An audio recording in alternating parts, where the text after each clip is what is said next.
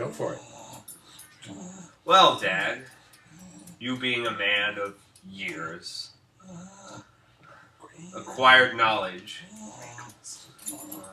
with your communist propaganda shirt, and wisdom. Yeah, alright. So, what was your experience during, like, the 60s in the Cold War related to propaganda? Well, I don't know about propaganda. It was when the early 60s happened around, when they started,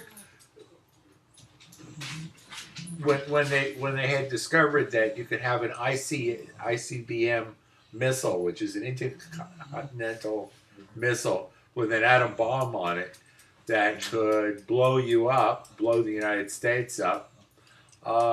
That's how I experienced it.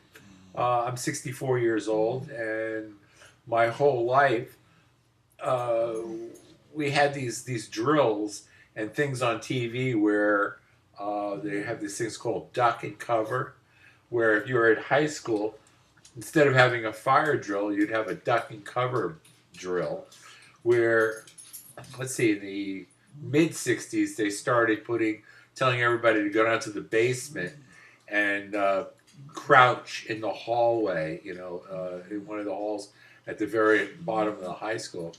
And me and a couple other smartasses out there told people that, look, if they aimed at the Statue of Liberty, and we were very close to the Verrazano Bridge in New York, we'd be vaporized by a 50 milliton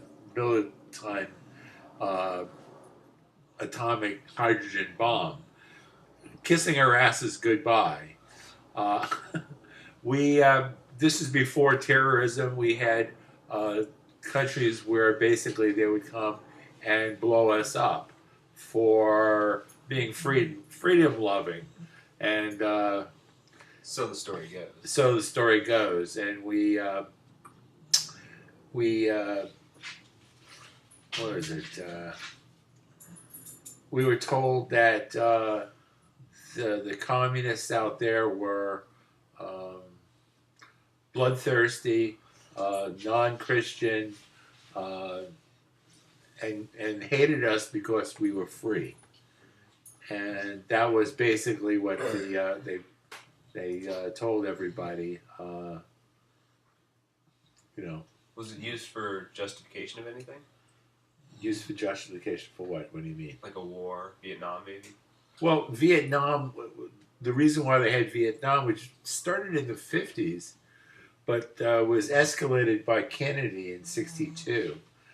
They had this thing called the domino theory. Domino effect. No, not domino effect, domino theory, where basically if you had one country that went communist, it would rub off and make another country communist, and pretty soon they were all communists.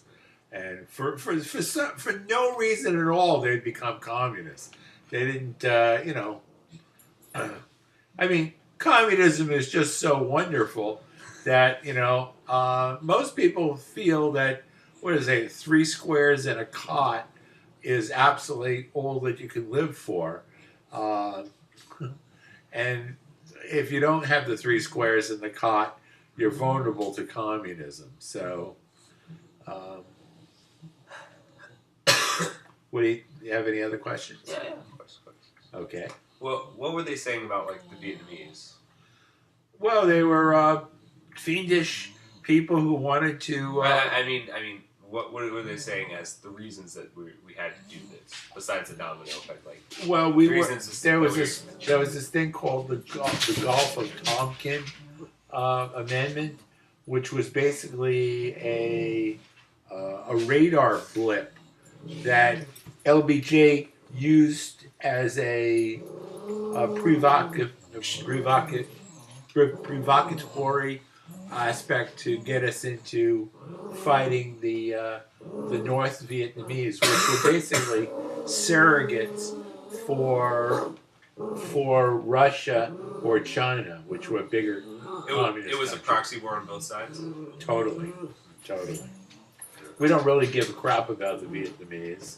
I mean, basically, we poisoned their country with Agent Orange. We put landmines that people are still dying from today. Um, but in our national interest, the only thing we could possibly have out of Vietnam was that it's a Makes electronics now. yeah, they make Fords first. Really? They got Ford plants. So the thing about it is, they won, but we won because we're capitalists, and if we can have plants there and have their cheap labor, they're just fabulous and fantastic. So that's that's what I have to say about that. The Cold War was basically put together by Goebbels, who believed that we should fight endless wars, never have peace, ever, but always be at war because it was a financial thing. Basically, you could, if you had, the the military-industrial complex ruled or ran the Cold War because you always need tanks. You always need, I mean, I once saw this thing about toilet paper that armies need, and it was huge. I mean, That was the toilet paper shortage in the 70s? I don't know about toilet paper. Was there a toilet paper shortage? Yeah, it was. There was so many shortages like gas and stuff that a comedian made a joke. Now there's going to be a toilet paper shortage. No. And next thing you know, everyone was buying 10,000. Yeah. I don't believe that was the case. Some places. Yeah, people don't like to be without toilet paper. That's for sure. It's not fun. No fun at all. How are the Chinese and the Russians viewed? Well, the Chinese and the Russians were viewed as communists, godless, non-Christian monsters who wanted to kill us with atom bombs because we were so happy and free. Yeah.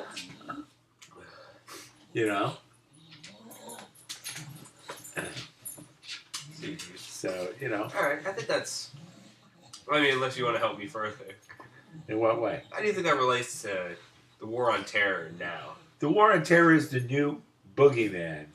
I mean, if we don't have to worry about nuclear missiles annihilating us all the time, there's just no way you can actually build a bunker that will free you from being annihilated by terrorists. Now, terrorists are godless, horrible people who believe in Allah, and they believe that if they kill enough of us, Allah will reward them, which is, as much crap as the Russians and the Chinese wanting to kill us because of our freedom and stuff. Say the same thing about the war on terror. Yeah, exactly. Exactly. The war on terror and the Cold War. It's Cold War II. Yeah, exactly.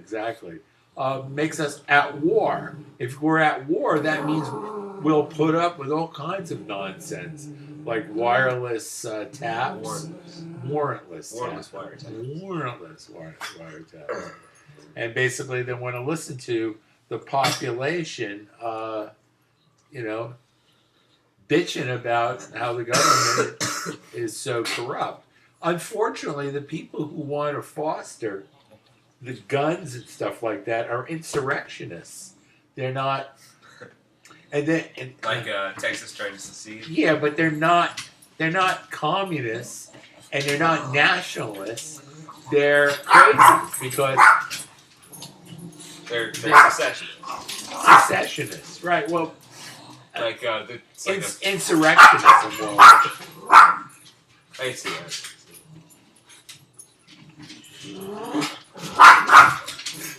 All right, I think that's all I really need. Is that it? Want to